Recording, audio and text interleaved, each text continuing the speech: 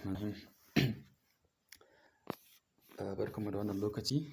Insha Allah wannan shine darasi na farko akan wannan littafi da za ku koya na ainihin harshen Larabci, wanda zan fara da ko shine ainihin abin da ke at-tahiyya wa at-ta'aruf. Idan an ce at-tahiyya shine gaisuwa, at-ta'aruf kuma shine sanin juna. Waye kai, waye ni, wace ke, wace ni, kenan. Idan muka kula a ciki farkon littafi za mu gani gashi nan a hoton namiji guda biyu da mace guda biyu, wanda kowanne zai ba da ainihin fahimci me ake cewa a ciki. Na farko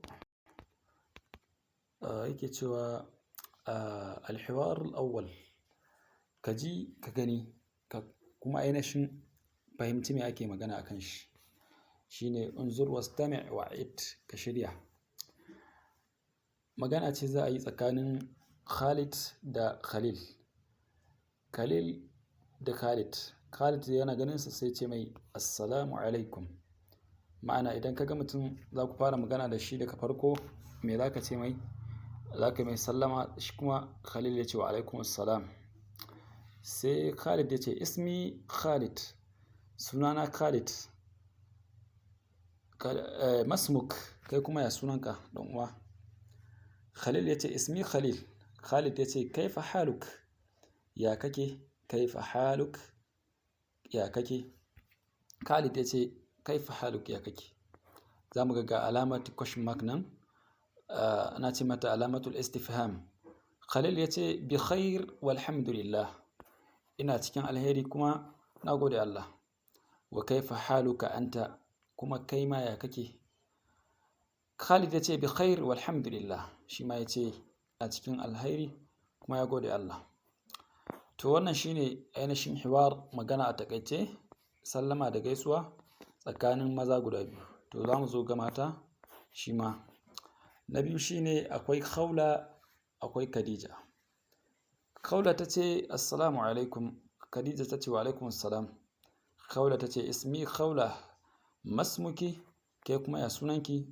Khadija ta ce ismi Khadija. Khawla ta ce kaifa haluki, ya kike? Ta ce bi khair walhamdulillah. Wa kaifa haluki anti, ita ma ta ce bi khair walhamdulillah. Idan da mun fahimta a takaice, wannan darasi yana karantar da mu abu guda uku. Farko sallama da amsawa, sannan meye sunanka, meye sunanki, sannan ya kake? Ina lafiya, kai ma ya kake? Mun fahimci da ake faɗa shine za a ce kaifa haluka idan namiji ne, idan mace ce za a ce kaifa haluki, zai ce ka ce bi khair walhamdulillah. Wa kaifa haluka anta, kuma kai ma ya kake? Ko kuma wa kaifa haluki anti, kuma idan mace ce. Wannan kenan.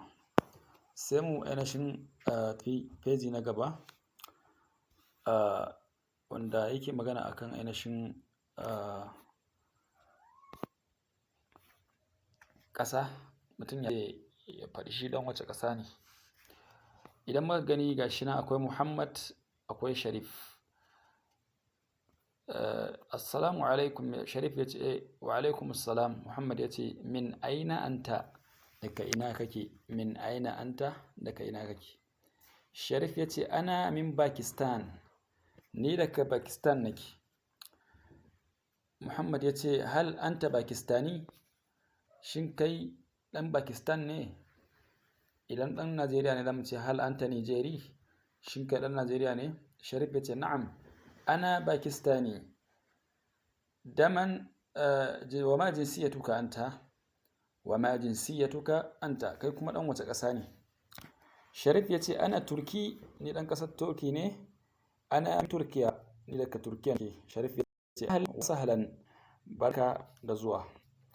Kaman yana mai bana ba. To wannan kenan na ainihin maza. To za mu zo na mata kuma, shine gashi Maryam da Zainab. Take cewa assalamu alaikum, ta ce wa alaikum assalam. Maryam ta ce min aina anti, daga ina kike?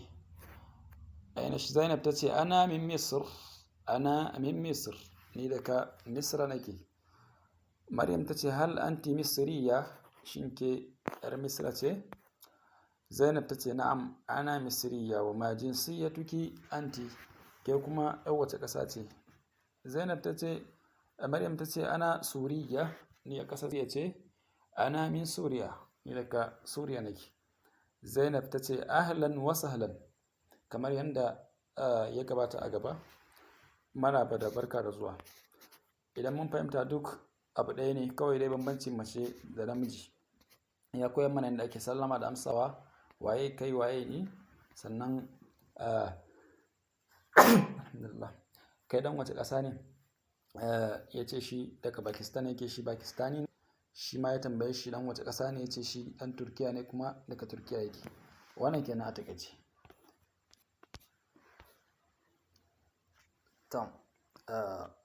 Akwai wannan hiwar da ke kasancewa tsakanin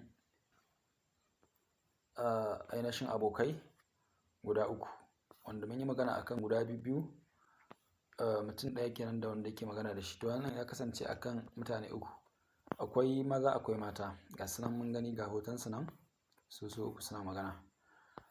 Ahmad da Badar suke magana, yake cewa assalamu alaikum, muke cewa wa alaikum assalam. Ahmad ya ce haza akhi huwa mudarris, gashi nan yana nuna shi ya dafa shi, ya ce wa haza akhi, wannan ɗan uwana ne, huwa mudarris, shi malami. Sai ainihin Badar yake tambaya, sai yake ce masa ahlan wa sahlan, barka. Ahmad ya ce haza sadiqi, shi kuma ya nuna ya ce wannan ɗan uwana ne, wannan ɗan uwana ne. Haza sadiqi huwa muhandis, shi ainihin injiniya ne. Al'akh yake cewa ɗan uwan kenan, ɗan uwan Ahmad ɗin yake cewa ahlan wa sahlan, barka da zuwa, barkanka. Ahmad yake cewa ma'as salama, to sai an jima. Shi ma Badar ya ce ma'as salama, ya ce sai an jima. Sai tattaunawa tsakanin mata kamar yadda ta gabata da na maza.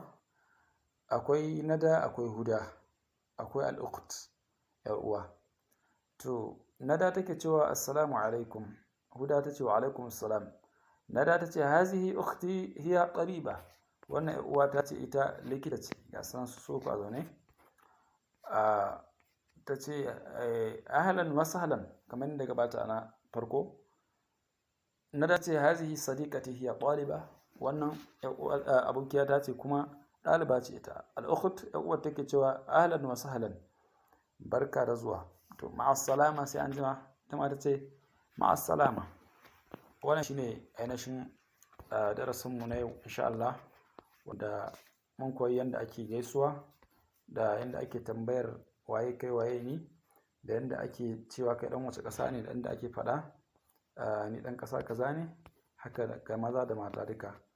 To a takaice kenan, idan akwai masu tambaya akan abin da ba su gane ba, za su iya rubutawa a comment insha Allah, sai a musu bayani.